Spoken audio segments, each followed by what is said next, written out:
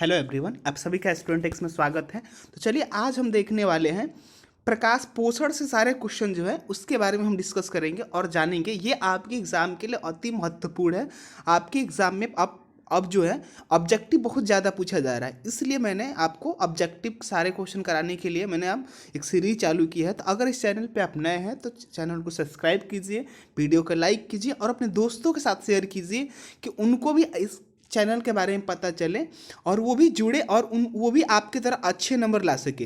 तो अगर आपका ये अगर मैं पढ़ा रहा हूँ तो आपका एक कर्तव्य है कि आप अपने दोस्तों के साथ शेयर करें कि उन्हें भी इसका लाभ मिल सके और वो भी पढ़ सके। तो चलिए हम देखते हैं पहला क्वेश्चन। तो जो पहला क्वेश्चन है वो है प्रकाश संश्लेषण की क्रिया होती है तो अब किस में होती है। पहला जो आपका ऑप्शन है, हम देखें ऑप्शन से अगर हम देखें तो पहला जो ऑप्शन है आपका है कि कौकों में, दूसरा जो है जंतुओं में, और तीसरा जो है वो दिया है हरे पौधों में, और चौथा जो आपका ऑप्शन है वो परजीवियों में। तो आपको बताना है कि इसमें कौन सा होगा। तो इसमें जो आपका आंसर होगा, अगर यहाँ से मैं आपको बताऊँ तो ये आपका आंसर होगा हरे पौधे में, यानी कि किस में होगा, हरे पौधे में, हरे पौधों में होगा। अब अगला क्वेश्चन देखते हैं। तो अगला क्वेश्चन, चलिए हम देखते हैं अगला क्वेश्चन।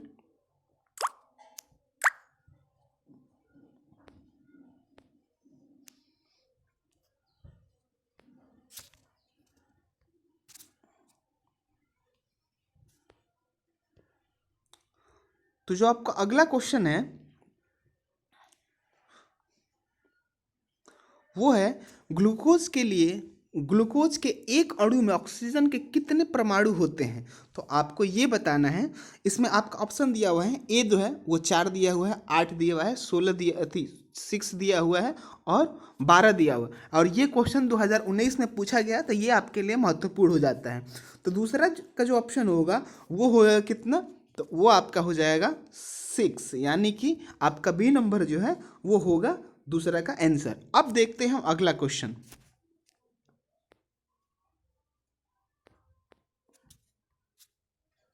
अगला जो क्वेश्चन है वो 3 नंबर है।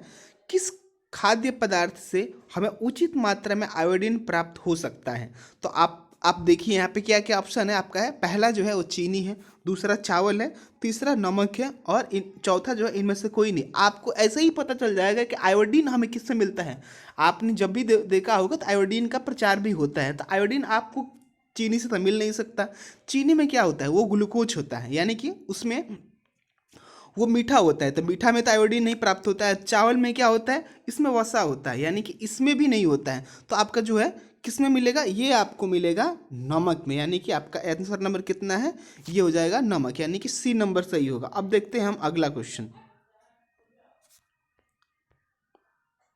तो जो आपका अगला क्वेश्चन है वो है कि प्रकाश संश्लेषण की क्रिया होती है तो अब किस में होती है। तो ऑप्शन आपका दिया हुआ है कि कवक में होता है, होती है, कवक में होता है, जंतुओं में, हरे पौधों में और परजीवियों में। तो आपको पता होना चाहिए कि जो प्रकाश संश्लेषण की क्रिया होती है वो हरे पौधों में होता है, यानी कि आपका ऑप्शन क्या हो जाएगा, ये आपका ऑप्शन हो जाएगा सी। अब हम देखते हैं अगला क्वेश्चन। तो अगला जो आपका क्वेश्चन है वो है कि मनुष्य, अब अगला जो आपका क्वेश्चन है वो है मनुष्य और अन्य मांसाहारी जीव निम्नलिखित में किसका पाचन नहीं कर पाते हैं। तो आप यहीं से देखिए कि पाचन किसका किसका होता है। तो यहाँ पे जो ऑप्शन आपका है वो है, पहला है प्रोटीन, दूसरा है सेलुलोज, तीसरा जो है आपका वसा है और इनमें से सभी। तो आपका वसा का भी आपके पेट में ही पाचन होता है, आपके शरीर में ही पाचन होता है, प्रोटीन का भी पाचन होता है, लेकिन जो सेलुलोज होता है इसका आपके शरीर में पाचन नहीं होता। ऑप्शन हो जाएगा आपका बी।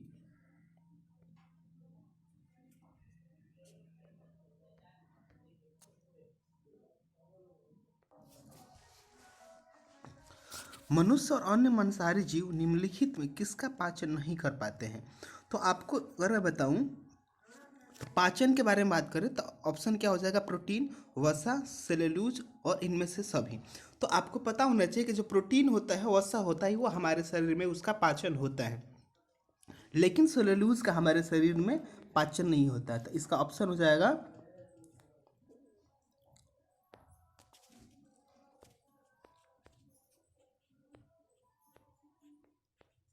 ऑप्शन हो जाएगा बी। अब देखते हैं अगला क्वेश्चन।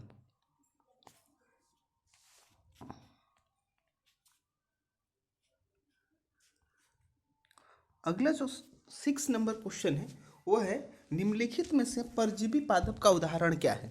तो परजीवी के बारे में अगर मैं बात करूं तो परजीवी कौन कौन, उदाहरण क्या है, तो इसमें ऑप्शन दिया हुआ है बैक्टीरिया, दूसरा जो ऑप्शन है ककूटा कसकूटा है, तीसरा जो है आपका विषाणु है, और चौथा जो है आपका ऑप्शन है ये है कवक। तो इसका जो होगा ये आपका 6 नंबर का जो आंसर होगा वो होगा कसकूटा जो होता है, ये आपका आंसर हो जाएगा। तो यानी कि आंसर क्या हो गया आपका कसकूटा, यानी कि बी नंबर। अब देखते हैं हम अगला क्वेश्चन। अगला जो क्वेश्चन है वो है मनुष्य के मुख गुहा में कितने जोड़े लाल ग्रंथियां पाई जाती हैं। तो आपका जो मुख है उसमें कितने जोड़े लार पाए जाते हैं इसके बारे में पूछा गया है। तो आपका जो पहला ऑप्शन है वो क्या है कि 1, यानी कि आपके मुंह में 1 होता है। दूसरा जो ऑप्शन है वो दिखा रहा है कि 2 होता है। तीसरा जो कह रहा है वो कि 3 होता है, और चौथा जो है वो कह रहा है कि 4 होता है। तो जो आपका आंसर होगा वो हो जाएगा आपका 4 होता है, यानी कि डी नंबर आपका सही हो जाएगा। अब देखते हैं हम अगला क्वेश्चन। तो अगला जो क्वेश्चन है वो है 8 नंबर, और इसको बताना है कि स्वपोषी पोषण के लिए आवश्यक है, यानी कि स्वपोषी पोषण के लिए जो अपना भोजन स्वयं बनाए उसके लिए क्या जरूरी है, यानी कि पर्णहरित, सूर्य का प्रकाश, कार्बन डाइऑक्साइड और इनमें से सभी। तो आपका जो आंसर हो जाएगा वो क्या हो जाएगा आपको बताना है। तो आपका आंसर जो होगा वो हो जाएगा आपका डी नंबर, यानी कि प्रकाश स्वपोषी पोषण के लिए आवश्यक है। यानी कि आप जो पेड़ पौधा है वो क्या होता है, वो स्वपोषी होता है, तो उसको अपने भोजन बनाने के लिए क्या क्या जरूरत होता है, पर्णहरित की जरूरत होती है, सूर्य का प्रकाश लेता है, कार्बन डाइऑक्साइड लेता है, और क्या लेता है, और जल लेता है, तो उससे अपना वो भोजन बनाता है। अब हम देखते हैं अगला क्वेश्चन। अगला जो क्वेश्चन है वो है 9th नंबर, और इसमें दिया है कि प्रकाश संश्लेषण क्रिया में ऑक्सीजन बाहर निकलता है। तो आपको बताना है, पहला जो आपका ऑप्शन है वो है जल से, दूसरा है CO2 से, तीसरा जो आपका है वो ग्लूकोज से, और चौथा जो आपका ऑप्शन है वो है डिक्टियोजोम से। तो ये जो ऑप्शन होगा आपको बताना है, तो ये जो आपका ऑप्शन वो होगा CO2 से, यानी कि बी नंबर होगा। अब हम देखते हैं अगला क्वेश्चन।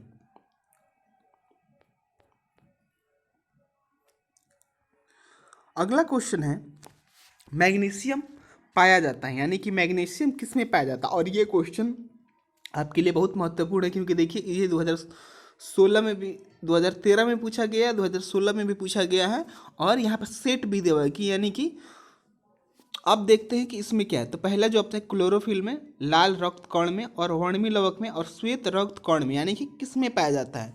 तो मैग्नीशियम के बारे में अगर बात करें तो ये हो जाता है किस में पाया जाता है आपको बताना है। तो आपका आंसर हो जाएगा क्लोरोफिल में, यानी कि आपका आंसर ए हो जाएगा। अब हम देखते हैं अगला क्वेश्चन। तो चलिए इसके, अगर आप इस चैनल पर नए हैं तो चैनल को लाइक कीजिए, वीडियो को सब्सक्राइब कीजिए, और अपने दोस्तों के साथ शेयर कीजिए। देखिए ये अपने दोस्तों के साथ जितना ही शेयर करेंगे उससे क्या होगा कि जो आप पढ़ रहे हैं वो आपके दोस्तों को भी पता चलेगा और उनको भी इसका नॉलेज होगा, और तो आप दोनों अच्छे नंबर ला पाएंगे, और वो आपको हमेशा याद करेंगे कि आपने उनकी हेल्प की थी नंबर बढ़ाने में। तो चलिए देखते हैं अगला क्वेश्चन। अब अगला जो क्वेश्चन है ये है कि क्लोरोफिल वर्णक का रंग है, यानी कि कौन सा रंग होता है, यानी हरा होता है, नीला होता है, लाल होता है, या सफ़ेद होता है। तो 11 नंबर, तो इसका जो आंसर हो जाएगा वो हो जाएगा आपका, यानी कि हरा होता है, यानी कि क्लोरोफिल वर्णक का रंग हरा होता है। तो चलिए आपने क्या देखा, 11 नंबर देख लिया। अब हम देखते हैं 12 नंबर। 12 नंबर में दिया हुआ है कि कवक में पोषण की कौन सी विधि होती है। तो इसमें जो होती है, देखिए यहाँ पे थोड़ा मिटक गया है तो इसके लिए माफ़ी चाहूँगा। और तो यहाँ पे वस्मोस्पोसी होता है लिखा हुआ है मे बी, और दूसरा जो ऑप्शन है आपका ये मृत जाबी है, तीसरा जो है वो है संभोजी, और चौथा जो है इनमें से कोई नहीं। तो आपका जो आंसर होगा वो आपका हो जाएगा मृत जावी, यानी कि मरे हुए से वो अपना पोषण प्राप्त करता है। तो चलिए मैंने आपको यहाँ से क्या पढ़ा है, 12 क्वेश्चन पढ़ा है। तो अगर आप इस चैनल पर नए हैं तो चैनल को लाइक कीजिए, वीडियो को सब्सक्राइब कीजिए और अपने दोस्तों के साथ शेयर कीजिए। ये हमारे आपसे विनती है, क्योंकि आप जितना ही शेयर करेंगे उससे आपके दोस्तों को हेल्प मिलेगी। तो चलिए हम मिलते हैं फिर अगले वीडियो में और हम पूरे ये क्वेश्चन देखेंगे। तो चलिए फिर मिलते हैं अगले वीडियो में।